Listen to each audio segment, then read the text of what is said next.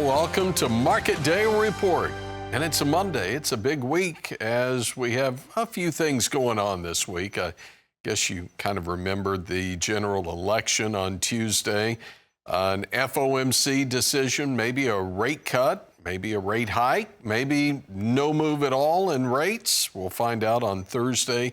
USDA gets us ag trade data on Thursday, and then Friday, a WASDE or World Ag Supply Demand Estimates report. So that's all ahead of us. But here today, we're looking at the corn market to get things started this morning. And we've been higher in corn, and that in part due to a couple of flash sales, and the flash sales for Mexico, 150,000 metric tons, and that going to Mexico, 120,000 metric tons going to unknown destinations. And it's enough to move the market higher, up 4 1/4 on the December at 418 3/4. Look at that, 432 on the March, up 2 3/4. Flash sale, 132,000 metric tons to unknown destinations for soybeans. And the bean market is higher, 992 1/4, up 9 3/4 on the November. 1003, the most active, up 9 1/4. Let's run through wheat quickly. In July, Chicago, 606 1/4, half penny higher. And for hard red or Kansas City, half penny lower on the July, 599 3/4. Spring wheat, December, up to 601 3/4.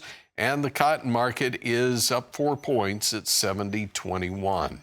Let's go to Whitehall, Maryland. That's where we find Ben Hushon with the mill. Ben's a certified crop advisor, and you've got a crop behind you.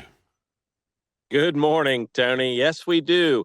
Getting a little harder to find the crop standing out here as we travel around. There's probably 90% of the soybeans have been harvested. All the full season have been harvested. What the field I'm standing in right now would be double crop, meaning wheat was taken off in late June, early July. And these beans are now ready also, but some folks have run out of capacity in storage. It's certainly nothing about the weather slowing it down, I can assure you that. And also, Tony, about 90% of the corn has been harvested. Folks switched over to beans a few weeks ago because they are dry. I mean, these guys are probably coming out of the field 9 or 10% moisture, and it's time to get them out. The dry, also, I'll segue into, it has been since October the 2nd. So that's 2 days longer than a month since we've had measurable rain here, which also plays into the fact that these crops are drying down or have dried down so far.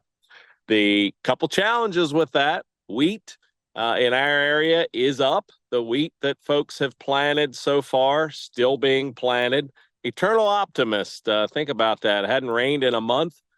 Really a little bit of positiveness coming out of the forecast that came on just ahead of us. Hopefully it makes this far east. And our friend Mark Sultanfuss down in the Eastern Shore of Maryland saying some of their wheat is showing signs of moisture stress. They don't have quite as much clay to hold on to the moisture. So here we go into fall, hoping for some rain on the heels of one of the driest Octobers on record.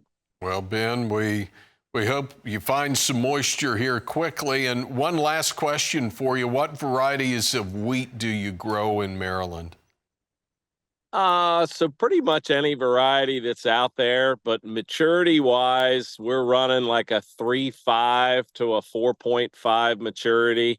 And it's interesting, different agronomists have different opinions on that. But I talked to a gentleman over the weekend that said positive about all this dry weather is he has only used 1/8 the amount of natural gas or propane to dry his crop down. And I can tell you these beans in this field right now are crunchy. So they're ready. Ben, we'll catch up with you next week. Again, Ben Hushon with the mill. Speaking of catching up, we'll catch up with livestock prices next. Market Day Report continues in a moment.